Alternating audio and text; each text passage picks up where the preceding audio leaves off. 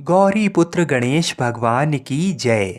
आज नवरात्रि का नवा दिन है और नवा दिन माँ सिद्धिदात्री की पूजा को समर्पित होता है। माँ दुर्गा जी की नवी शक्ति का नाम सिद्धिदात्री है।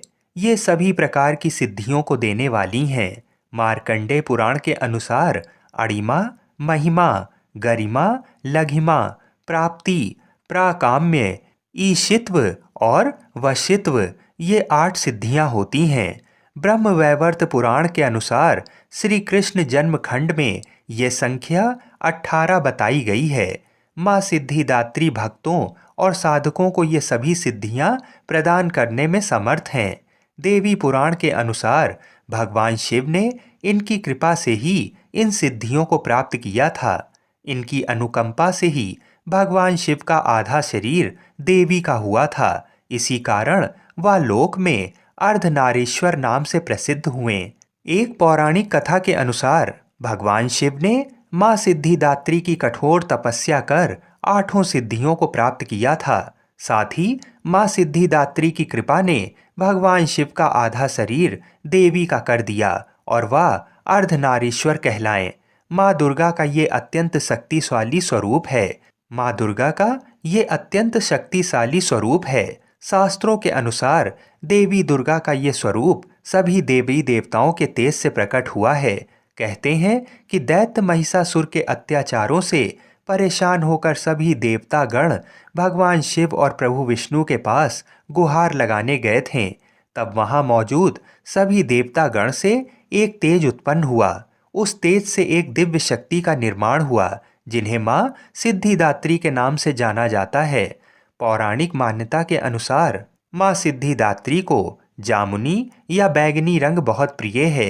ऐसे में भक्त को नवमी के दिन इसी रंग के वस्त्र धारण कर माँ सिद्धिदात्री की पूजा अर्चना करनी चाहिए। ऐसा करने से माता की कृपा हमेशा बनी रहती है। माँ सिद्धिदात्री की 4 भुजाएं हैं। इनका वाहन सिंह है।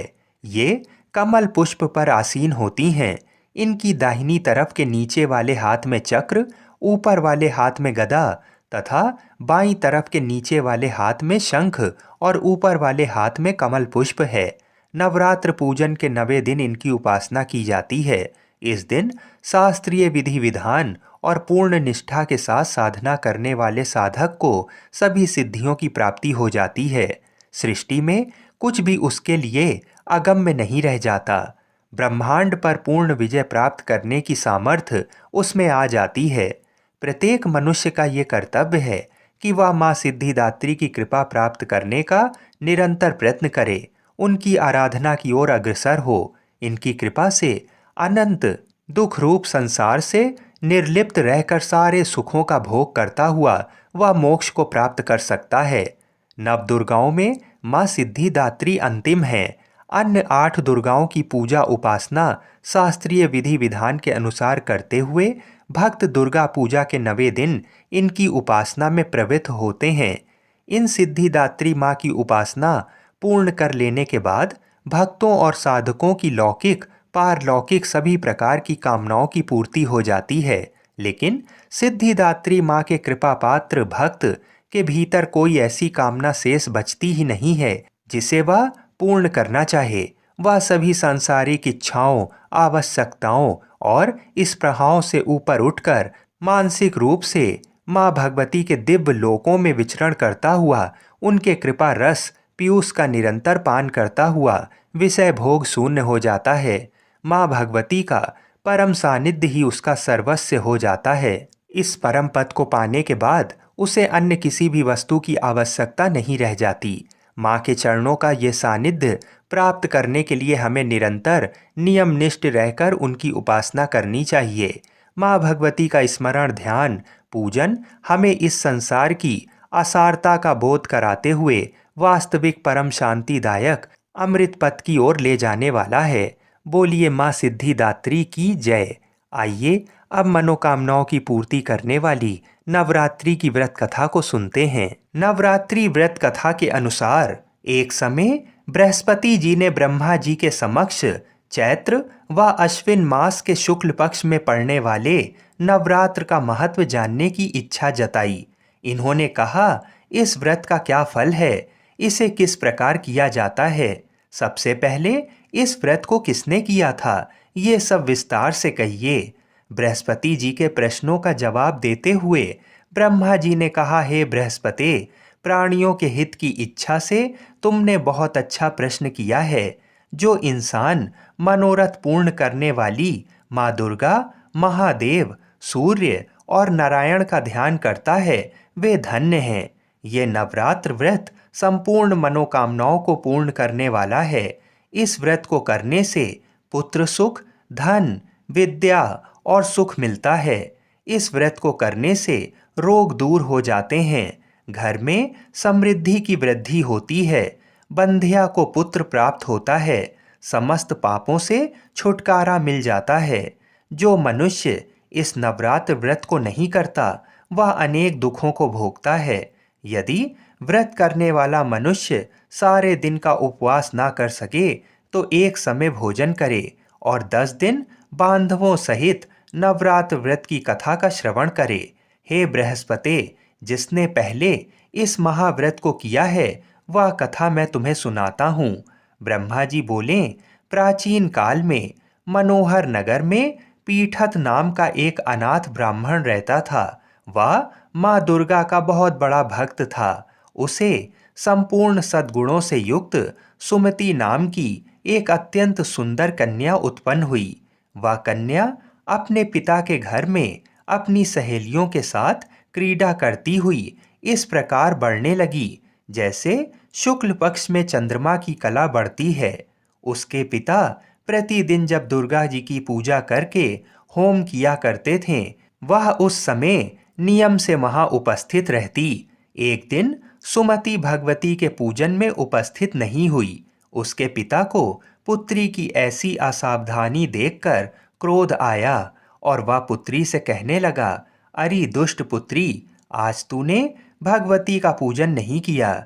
इस कारण मैं किसी कुष्ठ रोगी या दरिद्र मनुष्य के साथ तेरा विवाह करूंगा।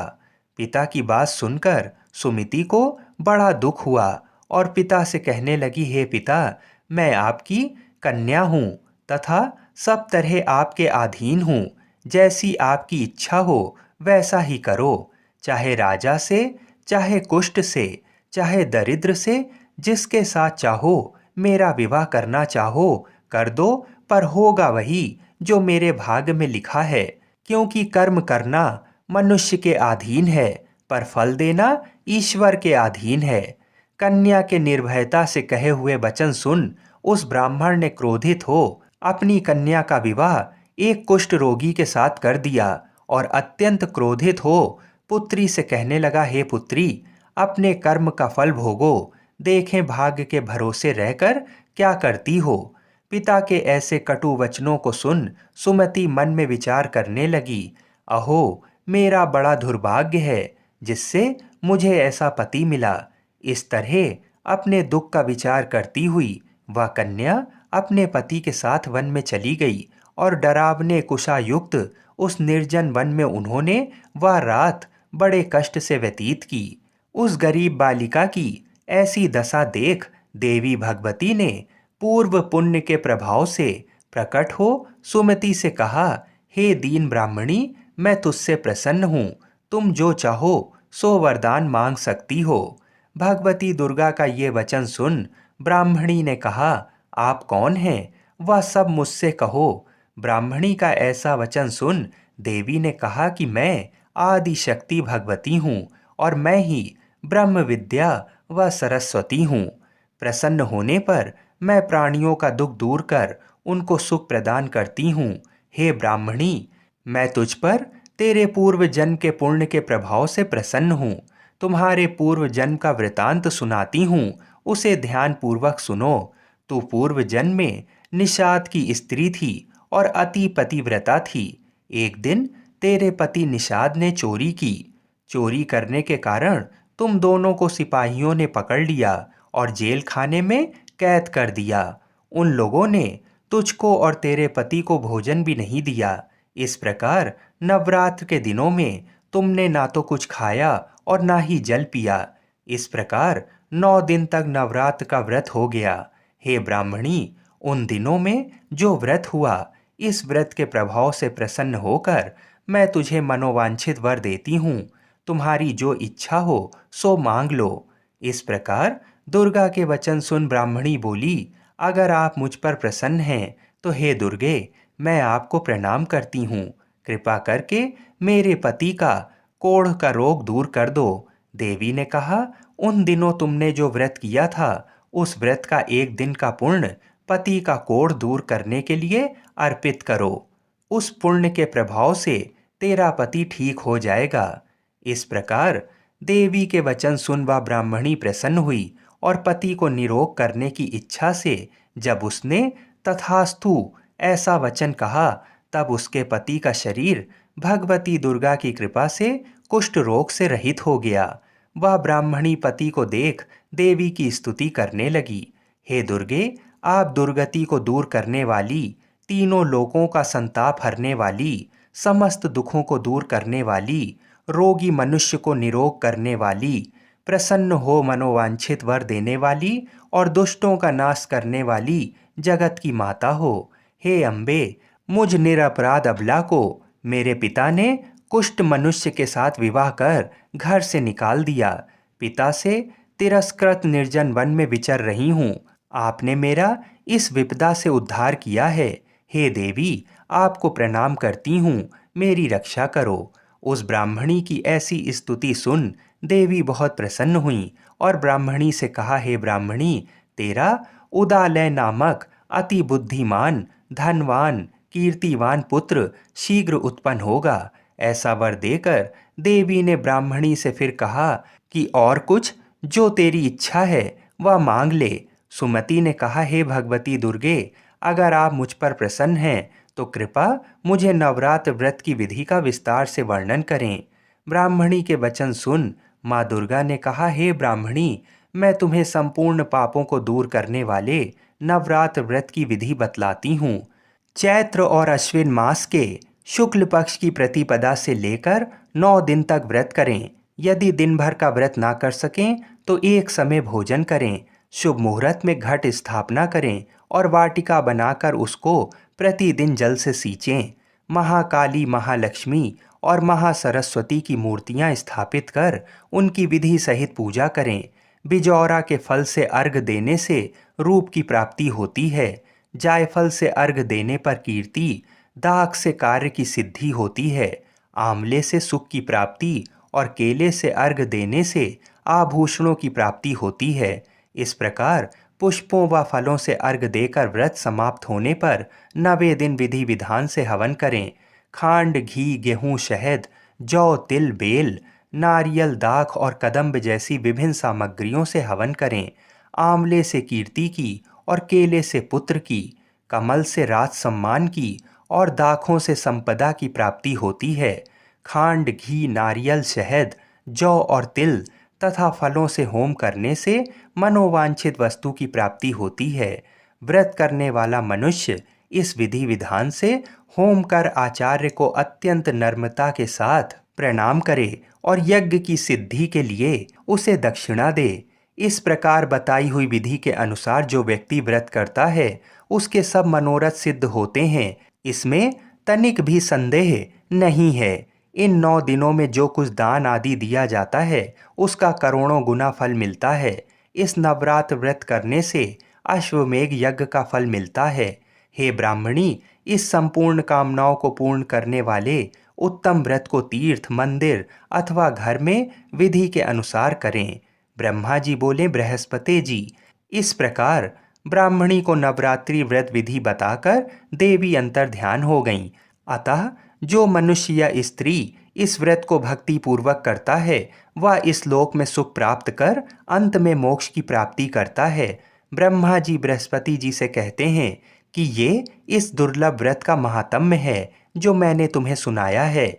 ऐसा सुन बृहस्पति जी आनंद से प्रफुल्लित हो गए और कहने लगे कि हे ब्राह्मण, आपने मुझ पर अति कृपा की जो मुझे इस व्रत का महत्व सुनाया। ब्रह्मा जी बोले कि हे बृहस्पति, ये देवी भगवती संपूर्ण लोकों का पालन करने वाली हैं। इस महादेवी के प्रभाव को कौन जान सकता है। बोलो देवी भगवती की जय। नवरात्रि का प्रथम दिन माँ शैलपुत्री को समर्पित होता है। आइए माँ शैलपुत्री की कथा को सुनते हैं। माँ दुर्गा को सर्वप्रथम शैलपुत्री के रूप में पूजा जाता है। हिमालय के वहाँ पुत्री के रूप में जन्म लेने के कारण उनका नामकरण हुआ शैलपुत्री। इनका वाहन वृषभ है, इसलिए ये देवी वृषारूढ़ा के नाम से भी जानी जाती हैं। इस देवी ने दाएं हाथ में त्रिशूल धारण कर रखा है और बाएं हाथ में कमल सुशोभित है। यही देवी प्रथम दुर्गा हैं। ये ही सती के नाम से भी जानी जाती हैं। उनकी एक मार्मिक कहानी है। एक बार जब प्रजापति ने यज्ञ किया तो इसमें सारे देवताओं को निमंत्रित किया, भगवान शंकर जी को नहीं। सती यज्ञ में जाने के लिए विकल हो उठीं।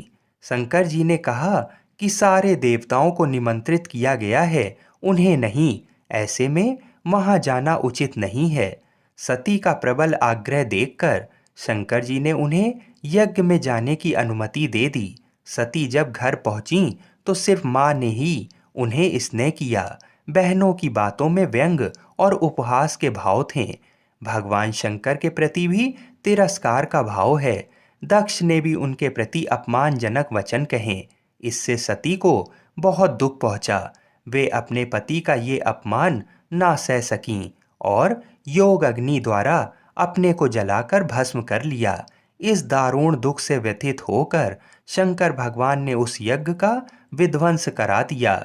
यही सती अगले जन्म में शैलराज हिमालय की पुत्री के रूप में जन्मी और शैलपुत्री कहलाईं। पार्वती और हेमवती भी इन्हीं देवी के अन्य नाम हैं। शैलपुत्री का विवाह भी भगवान शंकर से हुआ। शैलपुत्री शिवजी की अर्धांगिनी बनी। शैलपुत्री माता का महत्व और शक्ति अनंत है। माँ शैलपुत्री शीघ्र ही प्रसन्न हो जाती हैं। हम ऐसी मंगल कामना करते हैं कि माँ जगत जननी जगदम्बा हम सभी की मनोकामनाओं को पूर्ण करें। बोलिए श्री शैलपुत्री माता की जय। बोलिए श्री शंकर पार्वती भगवान की जय। बोलिए सियावर रामचंद्र की जय। जय जय श्री राधे कृष्ण। हर हर महादेव। एक गांव में एक बुढ़िया माई रहती थी। बुढ़िया माई का एक बेटा था जिसका नाम भोला था। उसकी एक सुंदर पत्नी थी जिसका नाम रूपा था। भोला अपनी माँ का बहुत ख्याल रखता था। बहू भी बहुत सीधी साधी थी, लेकिन बुढ़िया माई दिन रात बहू से झगड़ा करती रहती थी। एक दिन बुढ़िया माई ने घर आकर बताया, बहू सुन, मैं शिव जी के मंदिर से आ रही हूँ। वहाँ सब बातें कर रहे थे कि यदि सावन के सोमवार का व्रत कर अगले दिन मंगल को मंगला गौरी व्रत किया जाए तो भोले बाबा और माँ पार्वती की कृपा से तुझे बेटा हो सकता है। तब रूपा ने कहा, लेकिन माँ जी, मैं तो केवल सोमवार का व्रत करती हूँ। ठीक है, अब आप कह रही हैं तो इस बार मैं दोनों व्रत करूँगी। बुढ़िया माई केवल उसे परेशान और भूखा रखने के लिए ये सब कह रही थी। उसने आगे कहा, अरे ऐसे व्रत नहीं करना है। दोनों दिन कुएं से 7 घड़े पानी शिवलिंग पर चढ़ाना है। रूपा ये सुनकर परेशान हो गई और उसने कहा, माँ जी, मैंने तो ये सब करते किसी को नहीं देखा है। ये सुनकर बुढ़िया माई को क्रोध आ गया। उसने कहा, मैं क्या झूठ बोल रही हूँ। ये केवल संतान प्राप्ति का उपाय है जो तुझे करना ही पड़ेगा। ये सुनकर रूपा चुप हो जाती है। कुछ दिन बाद सावन शुरू हो जाता है। रूपा ने पहले सोमवार को सुबह पूजा पाठ कर व्रत शुरू किया और 7 घड़े पानी कुएं से भरकर शिव जी पर चढ़ा दिया। कुआं मंदिर से काफ़ी दूर था, इसलिए उसे काफ़ी समय लग गया। ये सब करने में शाम हो गई। जब रूपा वापस आई तो देखा भोला बहुत गुस्से में घर के बाहर बैठा है। रूपा के पूछने पर उसने गुस्से में कहा, कहाँ चली गई थी? इतनी देर लगती है जल चढ़ाने में। घर में मेरी माँ भूखी बैठी है और तू घूम घूम कर पूरा गांव देख रही है। ये कहकर भोला ने उसे मारा। रूपा मार खाकर बिना कुछ खाए सो गई। अगले दिन उसकी सास ने कहा, बहू, आज फिर से तुझे जल चढ़ाना है। ये सुनकर रूपा ने कहा, माँ जी, कल से मैंने कुछ खाया नहीं है और इनकी मार से मेरा पूरा शरीर दुख रहा है। आज मैं कलश कैसे उठा पाऊंगी। ये सुनकर बुढ़िया माई ने कहा, कुछ भी कर, लेकिन ये तो तुझे करना ही पड़ेगा। रूपा पूजा करने के लिए मंदिर में चली गई और पूजा करने के बाद वह कुएं पर आई। बड़ी मुश्किल से उसने पहला कलश भरा और चल दी, लेकिन कुछ दूर चलने पर वह गिर पड़ी और उसका मटका भी टूट गया। रूपा एक पेड़ के नीचे बैठकर रोने लगी। तभी वहां एक साध्वी आई और उसने कहा, बेटी क्यों रो रही हो। रूपा ने रोते हुए सारी बात बता दी। उसकी बात सुनकर साध्वी ने कहा, बेटी तू एक काम कर, एक लोटा जल ले आ और उसमें से 7 बार थोड़ा थोड़ा जल शिवलिंग पर चढ़ा देना और घर जाकर अपनी सास से कहना, मैंने जल चढ़ा दिया। रूपा ने कहा, लेकिन ये तो झूठ होगा और मेरा मटका भी टूट गया है। तब साध्वी ने कहा, ये ले लोटा, इसमें जल भरकर चढ़ा दे और इसे घर ले जाना, लेकिन छिपा कर रख देना। रूपा ने बिल्कुल ऐसा ही किया। दोपहर को वह घर पहुंच गई। बुढ़िया माई के पूछने पर उसने वही बता दिया जो साध्वी ने बताया था। शाम को माँ मंगला की पूजा कर उपवास पूरा किया। इसी तरह 2 मंगला गौरी व्रत पूरे हो गए। लेकिन जब तीसरे व्रत की बारी आई तो बुढ़िया माई चुपचाप रूपा के पीछे गई। उसने सब कुछ देख लिया। बुढ़िया माई ने घर आकर अपने बेटे को सब बता दिया। भोला ने फिर रूपा को मारने के लिए जैसे ही हाथ उठाया, माँ पार्वती प्रकट हो गईं और उन्होंने कहा, रुक जा भोला। ये सुनकर भोला रुक गया। बुढ़िया माई माँ पार्वती के पैरों में गिर गई। भोला भी माँ से माफ़ी मांगने लगा। माँ पार्वती ने कहा, माफ़ी मांगनी है तो इससे मांग जो तेरे और तेरी माँ के जुल्म सह कर भी पत्नी धर्म निभा रही है। भोला ने रूपा से माफ़ी मांगी। बुढ़िया माई ने कहा, बेटी मुझे माफ़ कर दे, तुझे परेशान करने के चक्कर में मैंने ये सब कहा था। रूपा ने कहा, माँ इस संसार से मेरा मन भर गया है, आप मुझे अपने साथ ले चलिए। पार्वती जी ने कहा, ठीक है, आज से तू मेरी कृपा से जंगल में एक आश्रम बनाकर भक्ति करेगी, लेकिन इन दोनों को सजा मिलेगी। रूपा ने कहा, माँ इन दोनों को माफ़ कर दीजिए। ये सुनकर माँ पार्वती ने कहा, आज तुम्हारी बहू के कारण तुम्हें जीवन दान मिला है। जाओ इस लोटे को रख लो, तुम्हारे परिवार में कभी भी अन्न धन की कमी नहीं होगी। लेकिन मैं अपनी बेटी को साथ ले जा रही हूँ। माँ की कृपा से रूपा ने एक आश्रम बनाया जिसमें बहुत सी स्त्रियां जो घर में दुखी थीं, वे आकर भगवान की भक्ति करने लगीं। बोलिए माँ मंगला गौरी की जय। बोलिए शंकर पार्वती भगवान की जय। आइए अब मनोकामना को पूरी करने वाली मंगला गौरी की दूसरी व्रत कथा को सुनते हैं। एक बार सनत कुमार जी भगवान शिव से बोले, सर्वप्रथम इस व्रत को किसने किया था और किसको इसका फल प्राप्त हुआ था। तब भगवान शिव बोले, हे सनत कुमार, पूर्व काल में कुरु देश में श्रुत कीर्ति नामक एक विद्वान, कीर्तिशाली, शत्रुओं का नाश करने वाला, 64 कलाओं का ज्ञाता तथा धनुर्विद्या में कुशल राजा हुआ था। पुत्र के अतिरिक्त अन्य सभी शुभ चीजें उस राजा के पास थीं। अतः वह राजा संतान के विषय में अत्यंत चिंतित हुआ और जब ध्यानपूर्वक देवी की आराधना करने लगा, तब उसकी कठोर तपस्या से देवी प्रसन्न हो गईं और उससे यह वचन बोलीं, हे सुव्रत, वर मांगो। श्रुत कीर्ति बोला, हे देवी, यदि आप मुझ पर प्रसन्न हैं तो मुझे सुंदर पुत्र दीजिए। हे देवी, आपकी कृपा से अन्य किसी भी वस्तु का अभाव नहीं है। उसका ये वचन सुनकर पवित्र मुस्कान वाली देवी ने कहा, हे राजन, तुमने अत्यंत दुर्लभ वर मांगा है, फिर भी कृपा बस मैं तुम्हें अवश्य दूंगी। किंतु हे राजेंद्र सुनिए, यदि परम गुणी पुत्र चाहते हो तो वह केवल 16 वर्ष तक जीवित रहेगा, और यदि रूप तथा विद्या से विहीन पुत्र चाहते हो तो दीर्घजीवी होगा। देवी का ये वचन सुनकर राजा चिंतित हो उठा और पुनः अपनी पत्नी से परामर्श करके उसने गुणवान तथा सभी शुभ लक्षणों से संपन्न 16 वर्ष की आयु वाला पुत्र मांगा। तब देवी ने भक्ति संपन्न राजा से कहा, हे राजा, मेरे मंदिर के द्वार पर आम का वृक्ष है, उसका एक फल लाकर मेरी आज्ञा से अपनी पत्नी को उसे खिला देना, जिससे वह शीघ्र ही गर्भ धारण करेगी, इसमें संदेह नहीं है। प्रसन्न होकर राजा ने वैसा ही किया और उसकी पत्नी ने गर्भ धारण कर लिया। 10वें महीने में उसने देवतुल्य सुंदर पुत्र को जन्म दिया।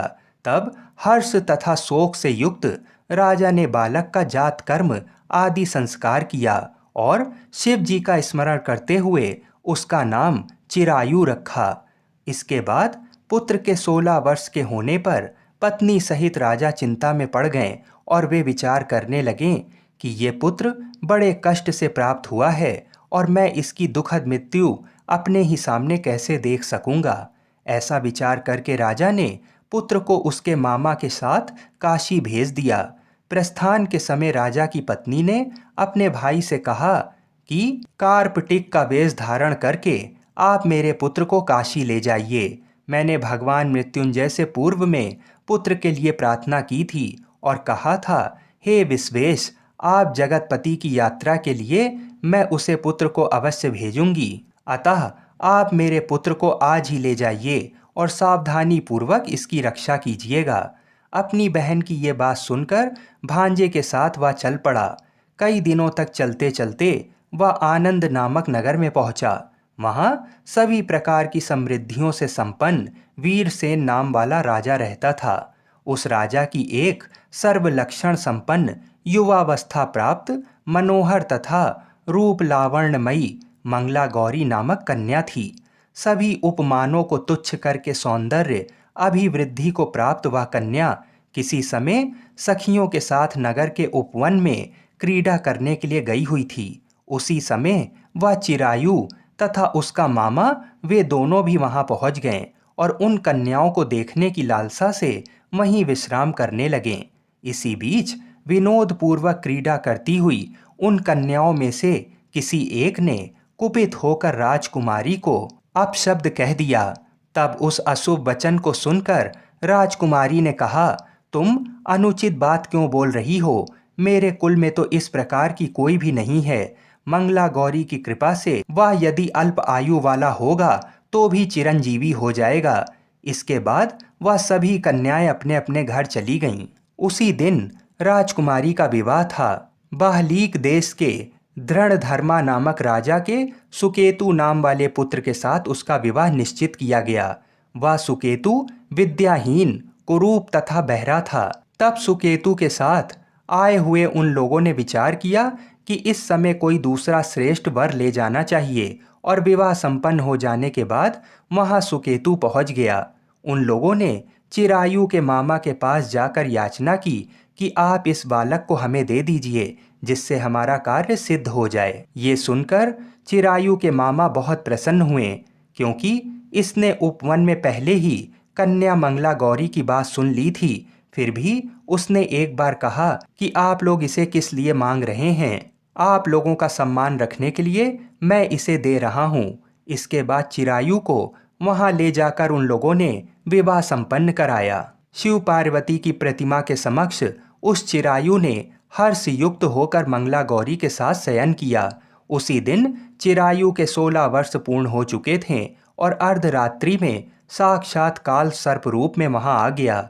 इसी बीच संयोगवश राजकुमारी जाग गई। उसने उस महासर्प को वहां देखा और वह भय से व्याकुल होकर कांपने लगी। तभी उस कन्या ने धैर्य धारण कर 16 उपचारों से सर्प की पूजा की और पीने के लिए उसे दूध दिया। उसने दीनता भरी वाणी में उस सर्प की प्रार्थना तथा स्तुति की। मंगला गौरी प्रार्थना करने लगी कि मैं उत्तम व्रत को करूंगी जिससे मेरे पति जीवित रहें। ये जिस तरह से चिरकाल तक जीवित रहें, आप वैसा कीजिए। इतनी देर में सुकेतु के घर वाले आ गए। तब मंगला गौरी ने उससे विवाह करने के लिए इनकार कर दिया, क्योंकि वो मनी मन चिरायु को अपना पति मान चुकी थी। इस प्रकार उसका वचन सुनकर सभी ठीक है कहने लगे, किंतु जब एक भी बात ना मिली तब सभी ने सुकेतु को उसका पति होने से निषिद्ध कर दिया और वर पक्ष वाले जिस तरह से आए थे उसी तरह से चले गए। उसके बाद अपने वंश को बढ़ाने वाले महान यश से संपन्न तथा परम मनस्वी मंगला गौरी के पिता ने अन्न पान आदि का सत्र चलाया। उन्होंने वर पक्ष का वृतांत कानों कान सुन लिया कि स्वरूप से कुरूप होने के कारण लोगों के द्वारा किसी अन्य को वर के रूप में आदर पूर्वक लाया गया था। तब उन्होंने अपनी कन्या को पर्दे के भीतर बिठा दिया। इसके बाद राजा ने मंद मुस्कान वाली अपनी कन्या चिरायु को सौंप दी। राजा ने शिष्ट जनों को साथ लेकर विवाह का उत्सव कराया। इसके बाद राजा वीरसेन ने वस्त्र आभूषण आदि सेना घोड़े रथ तथा अन्य बहुत सी सामग्रियां देकर उन्हें विदा किया। इसके बाद कुल को आनंदित करने वाला वह चिरायु पत्नी तथा मामा को साथ लेकर सेना के साथ अपने घर पहुंचा। लोगों के मुख से उसे आया हुआ सुनकर उसके माता पिता को विश्वास नहीं हुआ। इतने में वह अपने माता पिता के पास आ गया और स्नेह से परिपूर्ण वह चिरायु भक्तिपूर्वक उनके चरणों में गिर पड़ा। तब अपने पुत्र का मस्तक सूंघकर उन दोनों ने परम आनंद प्राप्त किया। पुत्रवधू मंगला गौरी ने भी सास ससुर को प्रणाम किया। तब सास उसे अपनी गोद में बिठाकर वृतांत शीघ्रतापूर्वक पूछने लगी। हे महामुने, तब पुत्रवधू ने भी मंगला गौरी के उत्तम व्रत महात्म्य तथा जो कुछ घटित हुआ था वह सब वृतांत बताया। हे सनत कुमार, मैंने आपसे इस मंगला गौरी व्रत का वर्णन कर दिया। जो कोई भी इसका श्रेष्ठ वर्णन करता अथवा जो इसे कहता है उसके सभी मनोरथ पूर्ण हो जाते हैं, इसमें संदेह नहीं है। सूत जी बोले, हे ऋषियों, इस प्रकार शिव जी ने सनत कुमार को ये मंगला गौरी व्रत बताया और उन्होंने सभी कार्यों को पूर्ण करने वाले इस व्रत को सुनकर महान आनंद प्राप्त किया। बोलिए शंकर पार्वती भगवान की जय। बोलिए श्री राधा कृष्ण भगवान की जय। हर हर महादेव।